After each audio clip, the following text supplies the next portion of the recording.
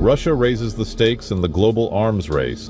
Dressed in military uniform, President Vladimir Putin unveils a weapon the world has never seen before, a nuclear-powered cruise missile capable of flying for days without refuel. President Vladimir Putin has confirmed the successful test of another weapon, the Poseidon, a nuclear-powered underwater drone capable of striking NATO coastlines from the depths of the ocean. Both of these are nuclear capable, meaning they can carry nuclear warheads, but the tests were of the nuclear propulsion systems. And so somehow in his mind he decided that he was going to call these nuclear weapons tests. No, they are tests of nuclear delivery vehicles that happen to be nuclear powered. Maybe that is just too many instances of the word nuclear for Trump's brain to handle. According to a report from The Mirror, citing retired CIA analyst Larry Johnson, Donald Trump was allegedly blocked from accessing the nuclear codes by General Dan Kane, the chairman of the Joint Chiefs of Staff. They had an emergency meeting Saturday night. And apparently, well, one report coming out of that meeting at the White House is that Trump wanted to use the nuclear, so-called use the nuclear codes. And General Dan Kane stood up and said no. He invoked his privilege as the head of the military, so to speak. It was apparently quite a blow up. There are pictures of Kane coming out of that meeting with his head down to the ground. This is a cascade of decisions, misunderstandings, and escalations around nuclear weapons that has been building for the better part of a year. And almost none of it has received the kind of sustained media coverage it deserves, because every single week there is a new distraction, a new crisis, a new outrage that pushes the nuclear story to the background. But the nuclear story does not go away just because nobody is covering it. It just gets worse. It starts in October of 2025. Donald Trump was aboard Air Force One when reporters asked him about nuclear testing. His answer was blunt and unsettling. He said other countries were doing nuclear testing, and if they were doing it, the United States was going to do it too. You'll find out very soon, but we're going to do some testing, yeah. Other countries do, and if they're going to do it, we're going to do it. Okay, you can't clarify whether you will resume. I'm not going to say yet. I mean, I know exactly what we're doing, where we're doing it, but other countries are doing it, and if other countries do it, we do it. When pressed for specifics, he refused to clarify, saying only that people would find out very soon. He repeated this position multiple times throughout the end of October, insisting that leaders like Xi Jinping and Vladimir Putin had told him directly that their countries were conducting nuclear tests. And that right there is where the entire crisis begins. Because what actually happened was that Russia had conducted tests of two new weapon systems. One was the Burevestnik nuclear-powered cruise missile. The other was the Poseidon nuclear-powered underwater drone. Both of these weapons are nuclear capable, meaning they can carry nuclear warheads. But the tests themselves were of the nuclear propulsion systems, not the warheads. There was no nuclear detonation. No fissile material was set off. These were tests of delivery vehicles that happened to run on nuclear power. And that distinction matters enormously. A propulsion test and a nuclear weapons test are two entirely different things. One is routine military development. The other would violate the Comprehensive Nuclear Test Ban Treaty and potentially trigger a global arms race. To put it in simple terms, testing a nuclear-powered engine is like test driving a truck. Testing a nuclear warhead is like setting off a bomb. Both involve the truck, but only one of them destroys the neighborhood. Somehow, in Donald Trump's mind, these two concepts got merged into one, and he started telling the world that Russia and China were secretly conducting nuclear weapons tests. The only country that's testing nuclear weapons is North Korea. Well, China and Russia are not. No, Russia's testing nuclear weapons. My understanding and China's testing them too, you just don't know about it. And by the way, if Russia or China had actually detonated a nuclear weapon in a test, the entire intelligence community of the United States would have detected it almost immediately. They test way underground where people don't know exactly what's happening with the test. You feel a little bit of a vibration.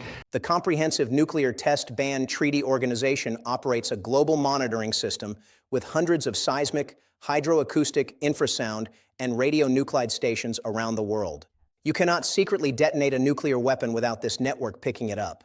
It is one of the most sensitive detection systems ever built. The fact that no such detection was made tells you everything you need to know about whether Russia and China were actually conducting nuclear weapons tests. They were not. Former United States military intelligence officer Scott Ritter, speaking on a podcast earlier this year, did not mince words when describing this situation. He characterized the president as someone who fundamentally does not understand the weight of his own words when it comes to nuclear policy.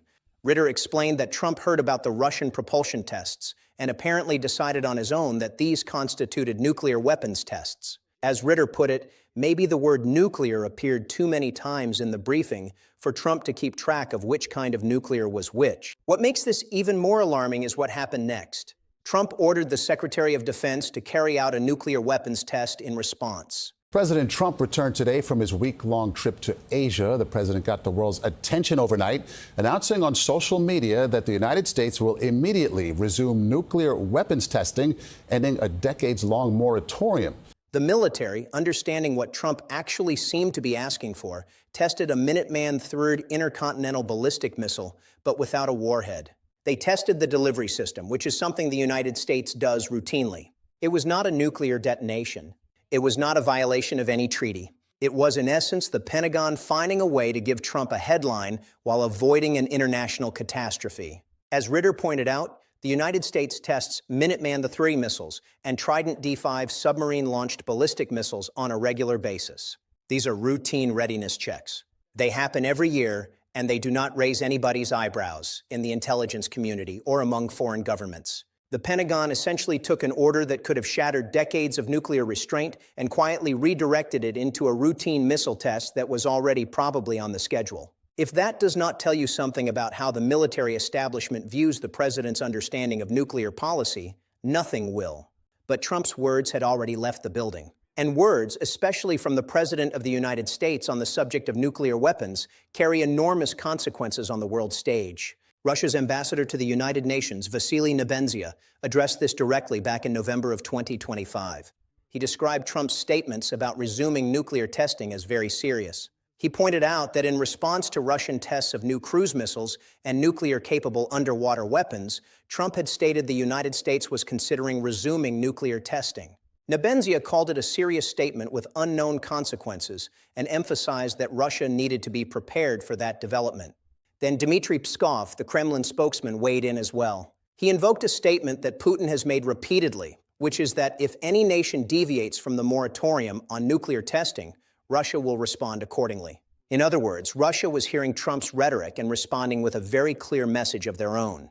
You test, we test. That is how arms races begin. And if you are thinking that cooler heads within Trump's own administration might be steering this ship, well, there is a development there too. Trump's Undersecretary of State for Arms Control, Thomas DiNanno, appeared before Congress just a few weeks ago. What he told lawmakers should have been a front-page story, but it barely made a ripple. DiNanno confirmed that the United States has not yet decided how to implement Trump's order to resume nuclear weapons testing. He described the situation as still in the assessment phase, with no specific decisions made about what a testing program would even look like. He said the matter was pre-decisional and that if the administration came to a decision, they would be happy to come back and brief the committee. Think about that for a second. The President of the United States has been publicly declaring for months that America is going to resume nuclear testing. He has been saying it on Air Force One, repeating it in press conferences, and posting it on social media. And his own arms control official is telling Congress that nobody has actually figured out how to do it, or even if they should. That gap between what Trump says and what the government is actually doing is not just embarrassing. It is dangerous because foreign governments cannot afford to assume that the president is simply bluffing or confused. They have to take his words at face value and plan accordingly. Which brings us back to the alleged incident at the White House this past weekend. Larry Johnson, the retired CIA analyst, appeared on the YouTube channel Judging Freedom, which is hosted by Andrew Napolitano, who many of you might recognize from his years of Fox News appearances. Johnson described what his sources told him happened during a Saturday night emergency meeting at the White House. According to Johnson, Trump wanted to use the nuclear codes, and General Dan Kane stood up and refused. Kane reportedly invoked his authority as the senior military officer present and said no. Johnson described the meeting as a significant confrontation. He noted that photographs emerged of General Kane leaving that meeting with his head down, staring at the ground. The body language alone, if those photos are accurate, tells a story of a military leader who just went through something deeply troubling. Now, is this confirmed by official sources? No. Is Larry Johnson a credible voice? He is a retired CIA analyst, and the channel he appeared on is hosted by a former federal judge. But these are secondhand accounts, and I want to be transparent about that. What makes them worth paying attention to is the broader context. When you lay this claim alongside everything Trump has been saying and doing around nuclear weapons, the story does not require a huge leap of faith. It fits a pattern. And that pattern extends well beyond nuclear testing rhetoric, because running parallel to all of this is the ongoing crisis with Iran. On the same Saturday night that this alleged Situation Room confrontation took place, Trump posted on social media that the United States and Iran would jointly excavate enriched uranium from Iranian nuclear sites. Just read that sentence again. The President of the United States claimed that American and Iranian workers would operate excavation equipment together to dig out enriched nuclear material from underground facilities.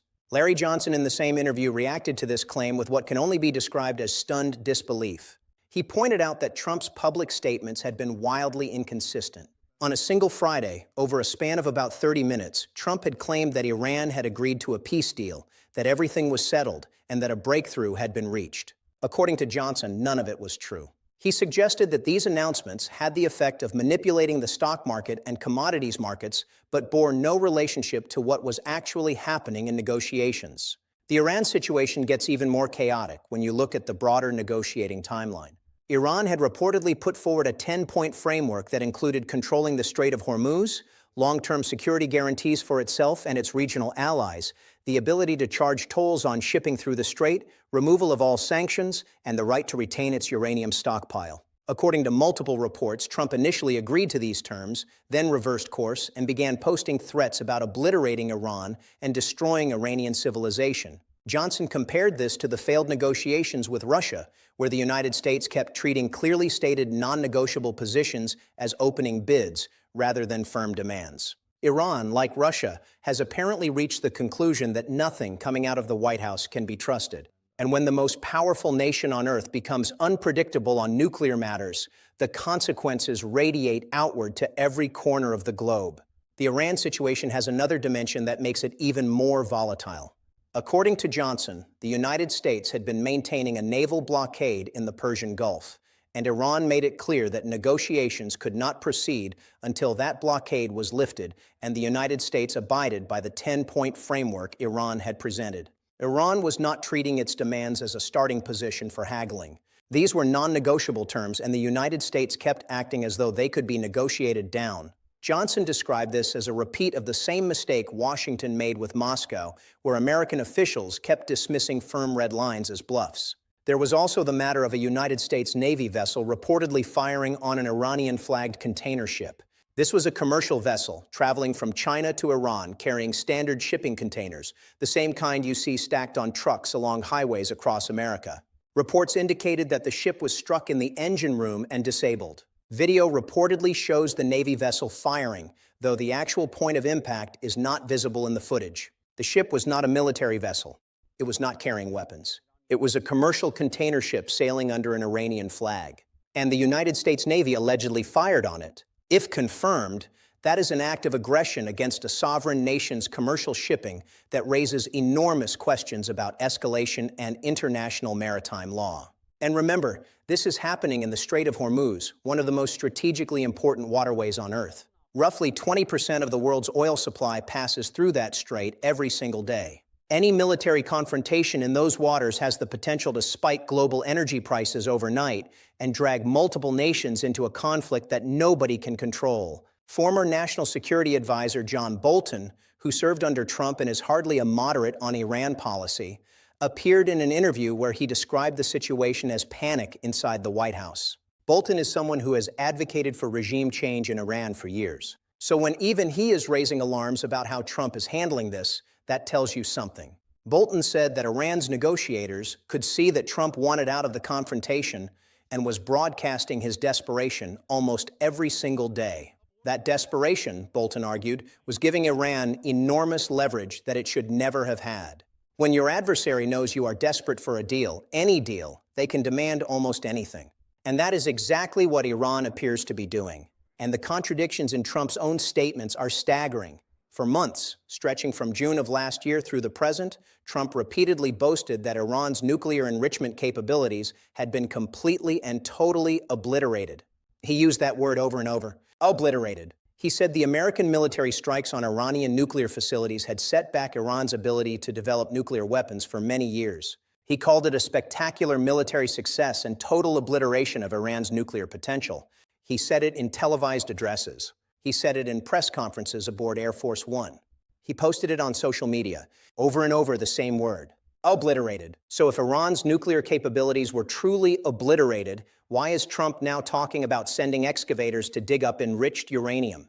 Why would you need to excavate anything from facilities that were completely destroyed? You cannot have it both ways. Either the facilities were destroyed and the nuclear material is gone, or they were not and the material remains. The fact that Trump shifted from claiming total destruction to discussing joint excavation operations with the very country whose nuclear program he claims to have eliminated tells you everything you need to know about the reliability of those initial claims. And the way he described this excavation idea was itself remarkable. He talked about going in with lots of excavators because the B-2 bomber strikes had supposedly buried the nuclear material so deep underground that it needed to be physically dug out. He seemed to believe that this was a practical plan, that the United States and Iran would somehow cooperate on digging up radioactive material from bombed-out underground facilities. The logistics of this idea alone are incomprehensible, setting aside the diplomatic absurdity of asking a country you just bombed to help you clean up the mess. And the ripple effects of this nuclear rhetoric extend even further than Iran and Russia. Because running alongside all of this is the ongoing proliferation crisis with North Korea. Professor Robert Kelly, a well-known international relations expert, has pointed out that North Korea's emergence as a declared nuclear power can be traced in a direct line back to Trump's decision to withdraw from the Iran nuclear deal in 2018. That withdrawal sent a clear signal to every nation on Earth that negotiating with the United States is pointless because the next administration can simply tear up whatever agreement you reached. North Korea drew exactly that conclusion. If the United States would not honor a deal with Iran, a deal that took years of painstaking diplomacy to construct, then what possible incentive did North Korea have to negotiate its own nuclear program away? The answer, from Pyongyang's perspective, was none. The only guarantee of security was to build nuclear weapons and make them impossible to take away. And that is precisely what North Korea did. And it is worth remembering just how much theater surrounded the Trump-Kim relationship. The fire and fury rhetoric, the threats of total annihilation, then the dramatic pivot to summits in Singapore and Hanoi, the handshakes across the demilitarized zone on the Korean Peninsula, the exchange of what Trump himself described as love letters with Kim Jong-un. It was one of the most surreal diplomatic episodes in modern American history. And while all that theater was playing out, while Trump was boasting about his personal chemistry with Kim, North Korea was quietly expanding its nuclear arsenal and accelerating its missile program.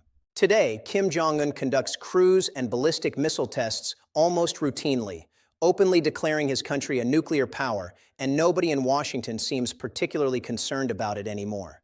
North Korea is launching missiles at a pace that would have triggered weeks of wall-to-wall cable news coverage during the Obama years. The contrast with how the Obama administration was scrutinized every time North Korea launched a test missile could not be more stark. Back then, every launch was treated as a failure of American foreign policy.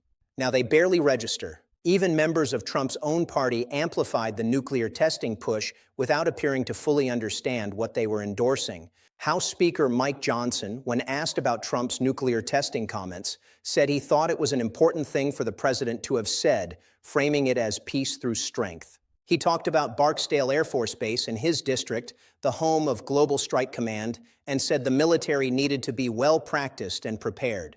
What Johnson did not do was distinguish between testing delivery systems, which happens regularly, and detonating nuclear warheads, which has not happened since 1992 and would represent a seismic shift in global security. Vice President J.D. Vance took a similar approach, saying that sometimes you have to test your nuclear arsenal to make sure it is functioning properly. He acknowledged that the United States has been working to limit nuclear proliferation, but framed testing as simply making sure the weapons work.